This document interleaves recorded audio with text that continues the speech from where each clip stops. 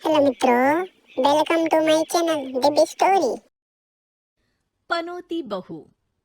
किसी की वजह से अगर कोई काम रुकता ही चला जाता है तो लोग उसे पनौती कहने लगते हैं। अरे आज हम लोगों की जूस की फैक्ट्री का माल ट्रक में लद कर शहर जा रहा है। डिलीवरी होते ही पेमेंट भी आ जाएगी। लाखों रुपए का माल है।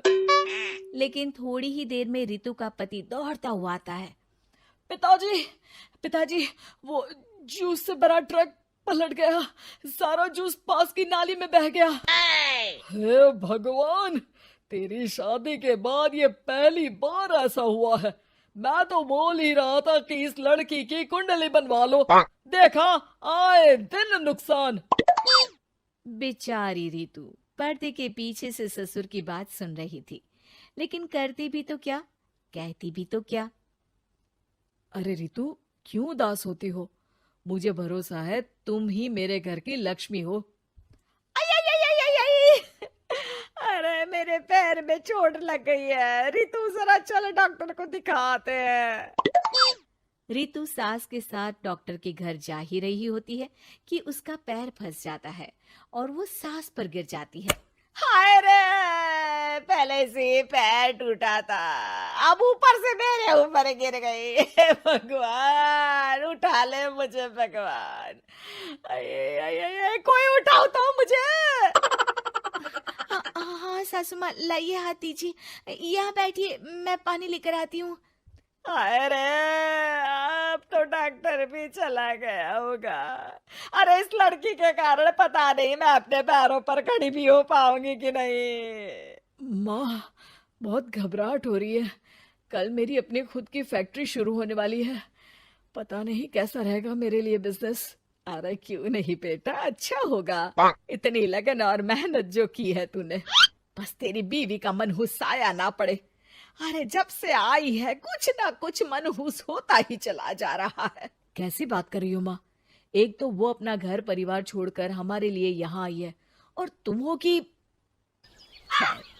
दिन बीतते हैं और एक दिन। निकल इस घर से, मैं कहती हूँ निकल। जब से यह लड़की मेरे घर की बहू बनी है, हर जगह घाटा, हर जगह नुकसान। कभी सास का पैर टूट रहा है तो कभी जूस का ट्रक ही गिर जा रहा है। अरे अब तो हद ही हो गई। मेरे बेटे का इतना भारी एक्सीडेंट कि वो कोमा में चला गया। वो तो शुक्र है कि जान बच गई। नहीं नहीं, हम ऐसी लड़की को अपने घर में रख ही नहीं सकते। अब तो रितु को भी लगने लगता है कि वो मनहूस है। वो चुपचाप घर छोड़कर निकल जाती है। चलते चलते रितु एक जंगल में झोपड़ी में पहुंच जाती है, जहां एक साधु तपस्या कर रहे होते हैं।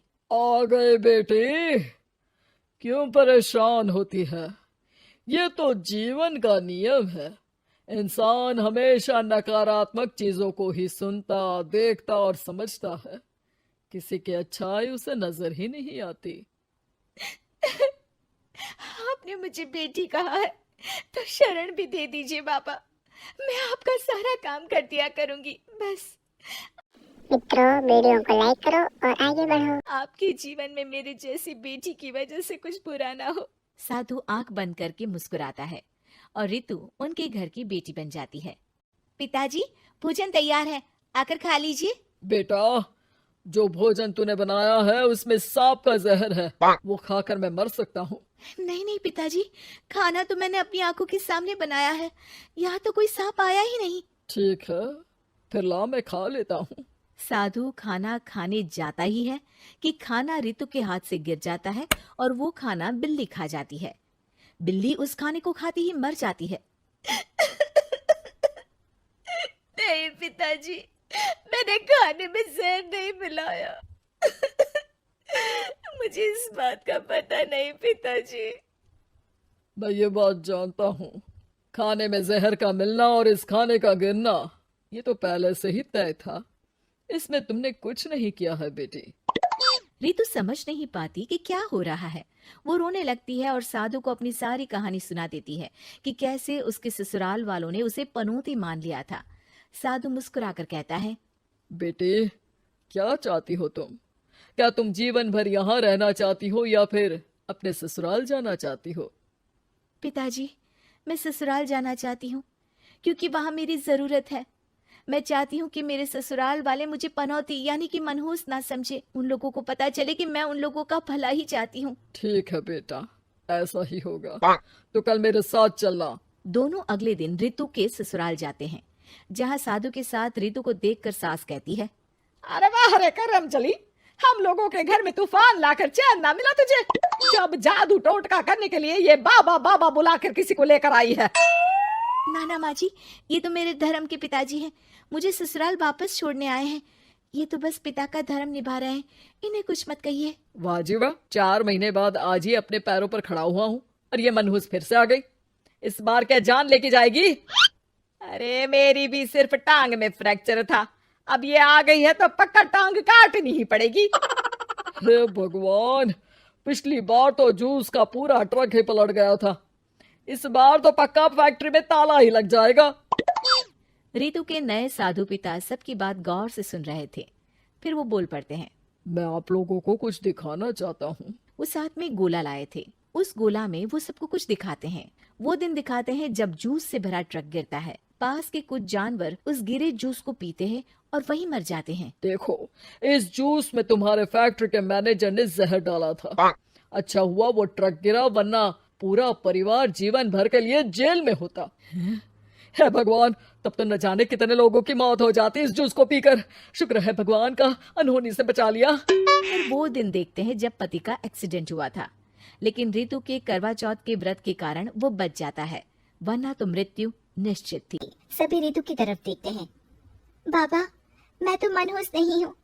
शुक्रिया बाबा, मेरे मन में जीवन भर का बोझ रहता कि मैं इन लोगों के दुख का कारण तो नहीं। नहीं नहीं बेटा, मनहूस तो ईश्वर किसी को नहीं बनाता।